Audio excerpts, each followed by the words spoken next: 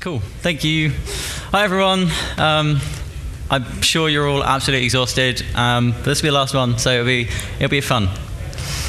So what I'm going to be talking about is an introduction to Google TV, because obviously a lot of people, this is kind of the first time they're kind of getting the opportunity to develop for Google TV. So yep, I'm going to give you a brief introduction and then go over some of the Anymote protocol, which is a second screen experience that you can create. So the first question is, what is Google TV? And ultimately, the main aim of Google TV is to be the open platform. At the moment, there's a lot of smart TV platforms out there. Each OEM seems to be going with their own direction and what they want to do. And as a result, a lot of developers are sort of coming to us and saying, look, I developed this app. It works on one TV. I've tried it on another TV on the same platform. It doesn't work. I spend a little bit of time trying to make it work on both TVs. It's all good. Then they push out a firmware update. I get no warning of it. It breaks the app, and I've got to start all over again.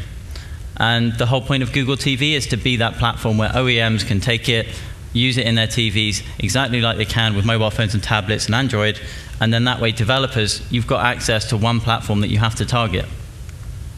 So obviously we have something that's awesome at doing this, Android. At the moment running Honeycomb 3.2, and one of the other DevRel team have kind of always included this image in their slide deck. It's because he built these, so yeah, whenever we say it's Android, this is the slide that I always like to pull out. But obviously we've made some changes to Android, so we obviously changed the UI so it fits better on a TV, it makes more sense. But we've also added additional hardware restrictions that we need manufacturers to stick to, because we have HDMI pass-through, which means that we can take content from other sources and pipe it through to the TV. So we've put in hardware restrictions to ensure that that content is protected, so that way content providers are satisfied that their stuff is going to be safe. But we've also added additional codecs to the platform, because at the end of the day, this is a multimedia device. People want to stream content. If we can't play that content, that's not so good. So there's additional changes there. So we've launched in the US, UK, France, Germany, Netherlands, Brazil, Mexico, Canada. So the Sony box is the first one that's gone international, which is great. But this isn't the only box. So over in the US, they've recently had the Vizio and the LG launched a couple of months ago. And I always include this because it's interesting to see what manufacturers are doing in terms of the remote, the hardware. So here you can see Vizio, they've got custom buttons for specific apps. LG, they've gone and put Google TV in the actual TV set itself. And we've got other partners coming. So Samsung, yeah, they launched a TV, they announced it at IFA, sorry. And then Hisense are also launching their TV in a couple of months, I believe. So yeah, we're getting more and more of these boxes being released into the market. And plus, we recently announced the native Play Store, and I include this just purely because it means that subscription billing and in-app billing is now supported on Google TV, which it wasn't until fairly recently, which is always really important, because the minute you start looking at TV, one of the main use cases is streaming content and providing content, and subscription billing is kind of quite a core kind of business model for that sort of thing. So as a developer, you might be saying, well, why do I care? What's this got to do with me? Why would I want to develop for Google TV? And when you start looking at statistics about various things around this kind of area, it's getting to the point where there's actually more TVs in a house than people, which is ridiculous. But because of this, people are spending about 5 hours a day in front of their TVs, that's 5 hours of, if you're a content provider, you can start giving them your content. You can start introducing them to different content that they wouldn't have found otherwise. And plus, what about the other 19 hours of the day? Is there something that you can do that transforms their perception of what their TV is for, what it does? And plus, there's a whole load of statistics and various reports kind of saying that smart TVs, there's going to be massive growth in this market. Everyone's going to start having internet-enabled TVs. They're going to get used to the fact they're using apps on their TV, whether that be for content, whether that be for games, or something completely different. So one of the biggest differences that you're going to have as an Android developer is the UI, because you're no longer just sitting there with a touchscreen device. And one of the common misconceptions is when you're developing for TV, if you've got a tablet UI, that's going to fit perfectly on a TV. And that's not quite the case. When you're actually about 10 to 5 feet away, which most people are, you're actually going to, the perception you're getting of that screen is about the same as you holding a mobile phone, about arm's length. And I'm not saying don't use a tablet UI, that's fine, but you've got to be considerate of the fact that you're actually showing a lot of content on a tablet, and that far away you can't read text that small. It's not a nice experience. And plus, if you've got a news app and you have video content, promote that. It might not be the best thing that you want to put on a tablet. For TV, that's probably what the user wants to see. And I always like this diagram because it's a nice way of thinking about it. On a mobile phone, you can show so much information. Tablet, you obviously get much more real estate. You can show more. But when you get to TV, you start kind of tailing off how much you should be displaying to the user.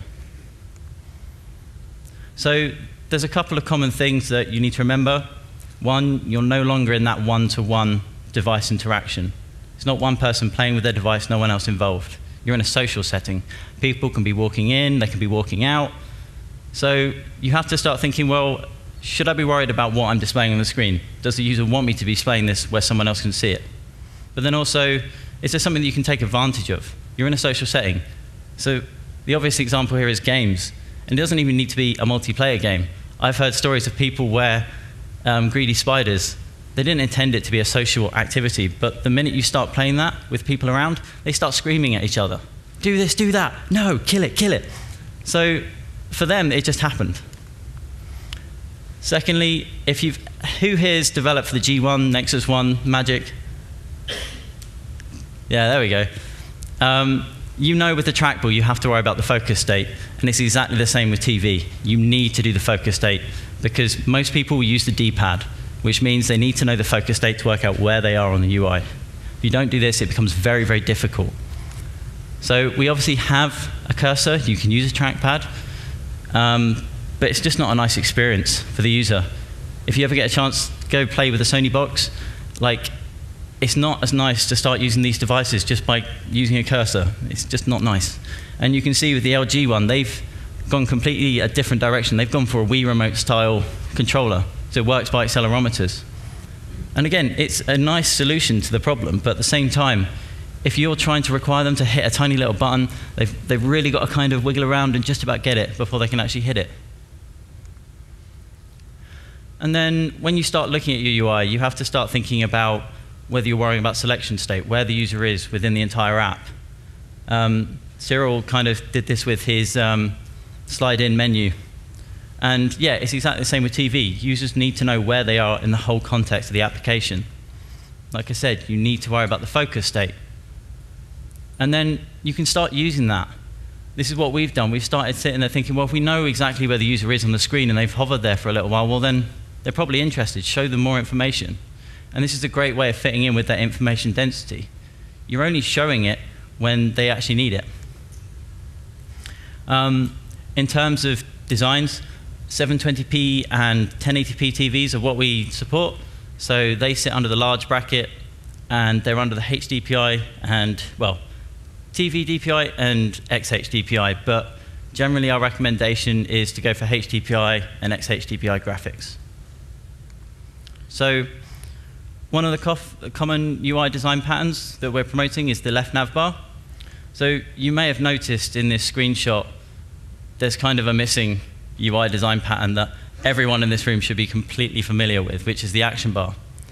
And we have our own version of it. It's on the left side.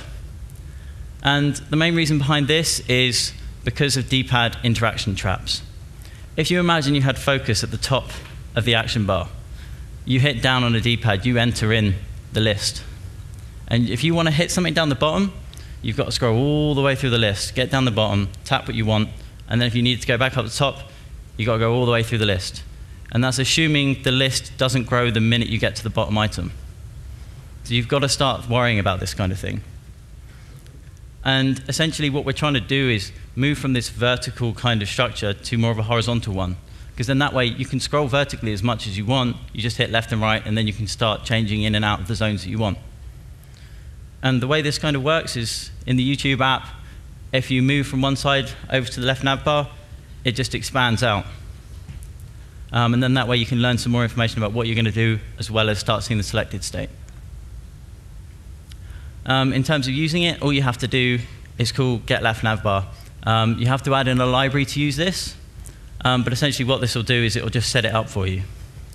Yeah, after that, it's essentially the action bar API. So it's no different to the action bar. We've ensured that it implements it. So this is a sample app that we've done because there's a load of extra settings. If you want to change the way it works in terms of you don't want it sliding in and out, you can do that. You can just have it out all the time or unexpanded. So yeah, check out this little link down the bottom because that has the library as well as this application so you can see what options you have to play with. And if you're doing one APK for tablets, phones, and TV, this is ridiculously useful. The dash television specifier. If you want to work out or do something specific for TV, just add dash television. You can change the layouts, change drawables, whatever you want. So the Anymote protocol was used to fulfill the use case where developers have a mobile phone or a tablet app and they want to communicate with TV. So most of you will probably sit there and think, oh, okay, someone watching TV, someone like this, right? Mr. Leanback. So Mr. Leanback is about 45-degree angle, chilling out watching TV. But when you start looking at statistics, out of the people that own tablets and phones, most of them are going to be using them while they're watching TV. So they're not really fulfilled by just watching TV. They want to do extra stuff. So you can give them that. So from that, we have Miss Multiscreen. She's the ideal use case here. All the important things for TV. And then she might have a tablet somewhere out of shot, obviously, because she's going to have everything. Admittedly, this is an extreme, but you get the idea. If people have these kind of things, they can start playing around with them. And you can start engaging them with extra stuff that you can do with a TV that you wouldn't have been able to do before. So essentially, the Anymote protocol is made up of a couple of different things. We have multicast DNS on the Google TV, which means if you start broadcasting on a local network, the TV will respond going, I'm here, these are the things that I can do. And then we have a pairing protocol, which is basically a communication between tablet and phone and the TV, which basically says, what challenges can I give you and what challenges will I be able to solve? And then once you've done that, you can basically pair, and then there's a secure connection between the two. And then after that, we have the Anymote protocol, which basically means that you can start controlling what the TV is doing. So one of the problems that we had with this is we were basically saying, here's this protocol, it's protocol buffers, just go, use it, it's awesome. A lot of developers went, well, I'm trying, but it's really not working. So we created the Anymote library, and essentially what this does is just cut all of this out for you. It'll handle the discovery, it'll handle the pairing, and then at the end it will just go, here's this class, use this to communicate with the TV, and you're done. So this is what I'm going to be kind of talking about. So to start off with, you have the Anymote client listener. Now, all you have to do with this is kind of think of it as, while the life cycle is going on, where threads sitting in the background connecting to the TV, at the very end of this, it's going to go, here you go, here's the thing that you need to do all the communication, sending messages, etc. And all you need to do is just essentially say, from the UI, if an error or it gets disconnected, communicate to the user. Otherwise, just stash the Anymote sender, and that's all you need. The service connection, you just need this because when the service is obviously connecting, you just need to get the two lifecycle callbacks of connection or disconnected, and then you attach your listener at this point. So that's all nice and easy. The one gotcha here is, say you go from one activity to the next, the service is already running and it's already connected and it's going to stay alive. So when you have the service connection, just check if the Anymote sender is there. It's just a simple little method, get Anymote sender.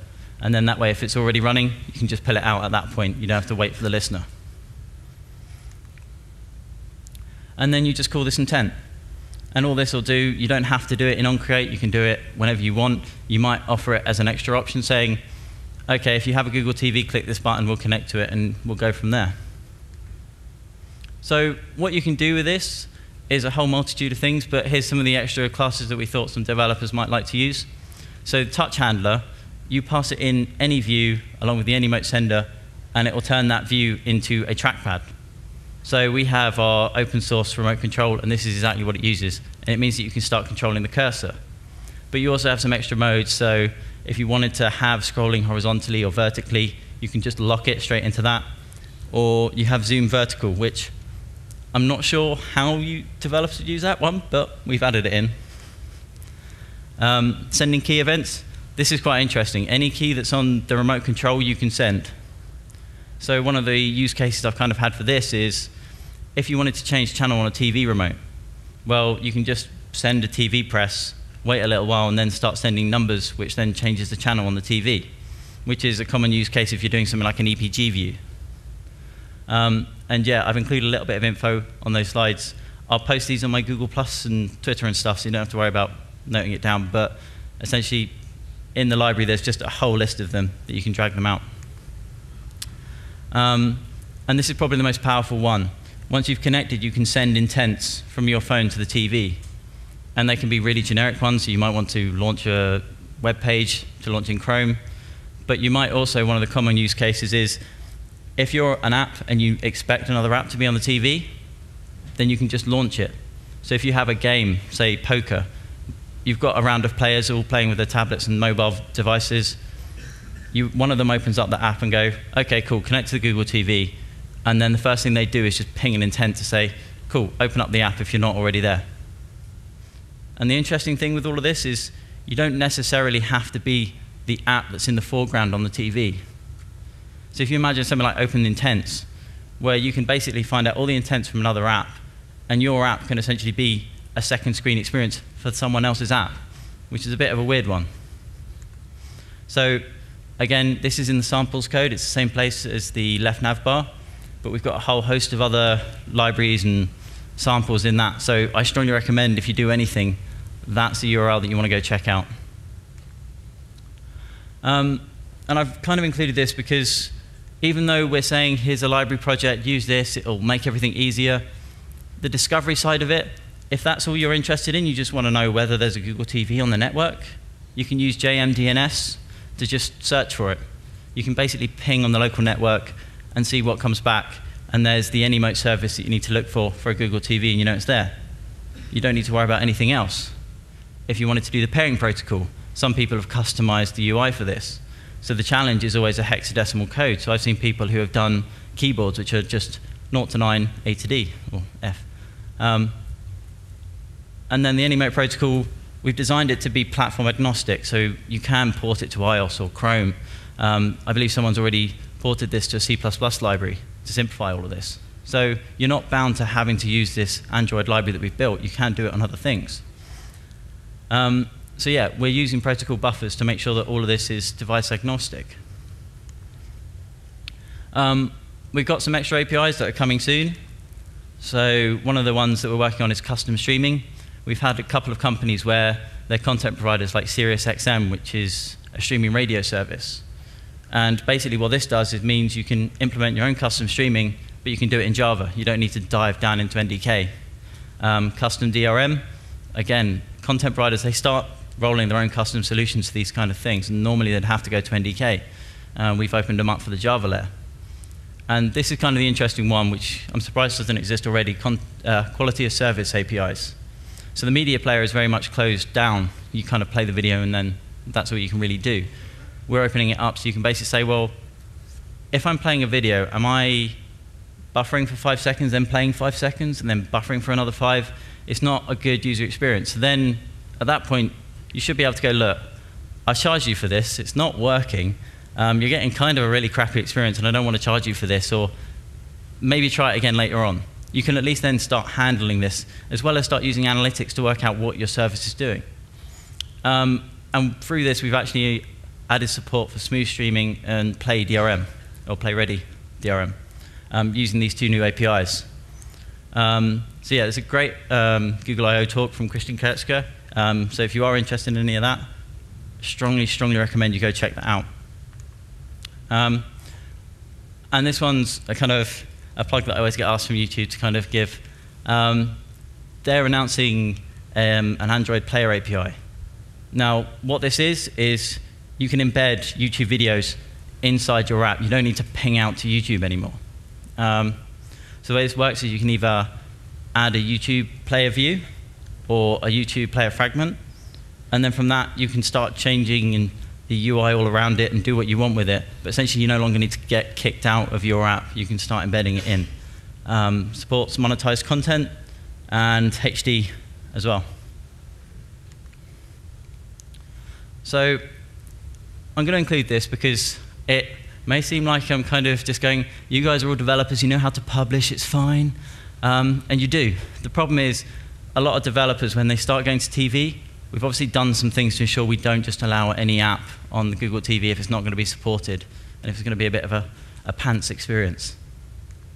So one of the big ones is don't force your app to work in portrait. The Android guys have been screaming this from the heavens, and basically one of a few things will happen. In the top one, if you just go activity, set in portrait, I'm not entirely sure whether we actually filter on this or not. I think we do, but I'm not 100%. The one below that, we definitely will filter on. You will not turn up in the search results. But the worst one you can do is the bottom one, where you do it in code and force it in portrait. Because what this means is you'll get through the filtering, you'll be allowed, providing you meet some other stuff, but then you will crash instantly, because Google TV doesn't support portrait because it's a TV in landscape. There's some of the features that we support.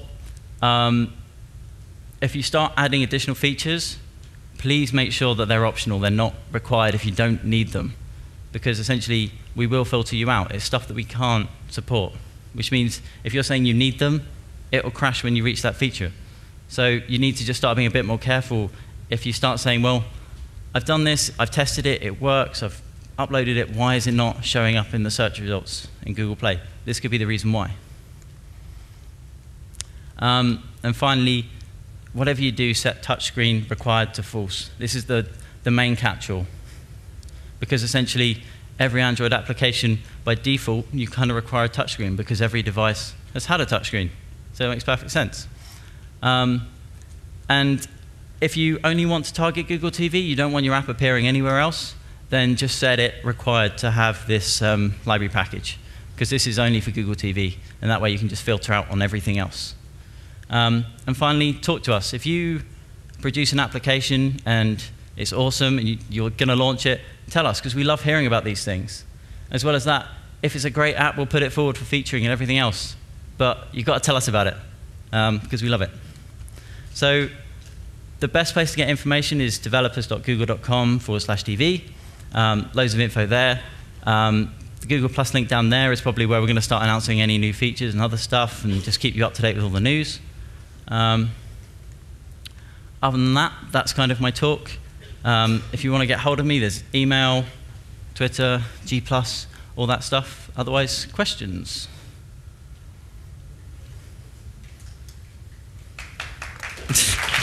Thank you.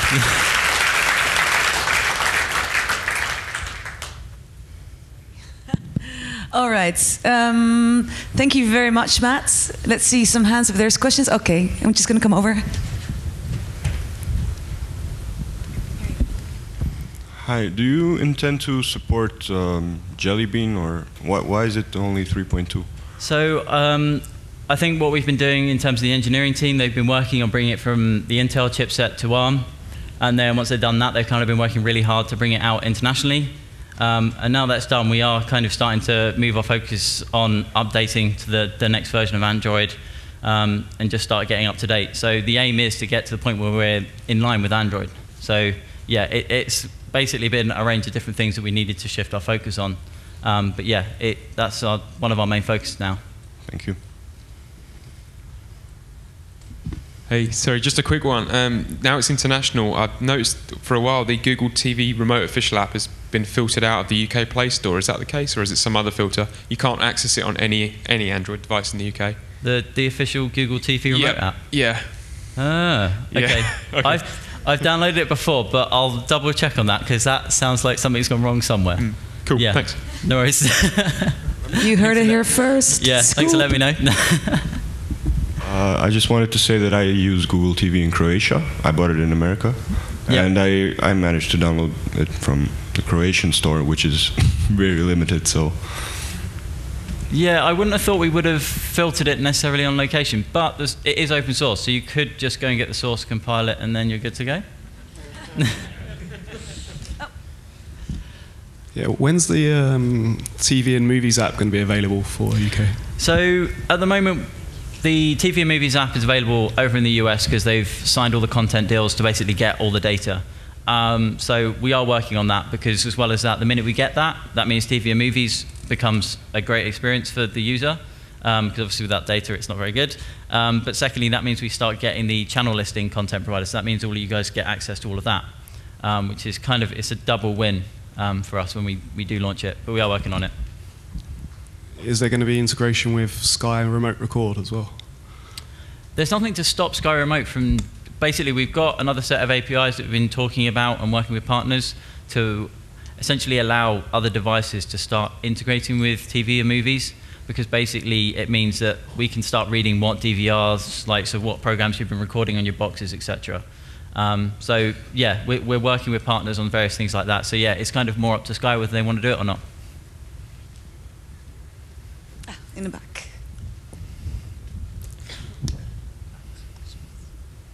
Hello. Second Hello. question about updates. Are we going to be in the same sort of situation as the phones are and tablets are in, where OEMs are just not shipping Android updates? Good question. So we've got an additional clause in the contract, because obviously TVs, they don't get bought as frequently as phones and tablets. So we're actually requiring OEMs to update much more often. I think there's a time limit they have to update, providing their hardware supports it. So essentially they have a contractual obligation to update. I think it's within 6 months, but don't quote me on that. But yeah, we are catering for that problem. And is that contractual obligation being backported into mobile phone OEM contracts? No. Thanks. If only. Any other questions? No? Cool. Well, I'm going to be around at the VHack thing, so if you do want to talk or ask me questions or chat, yeah, just give me a shout. Thank you. Thank you.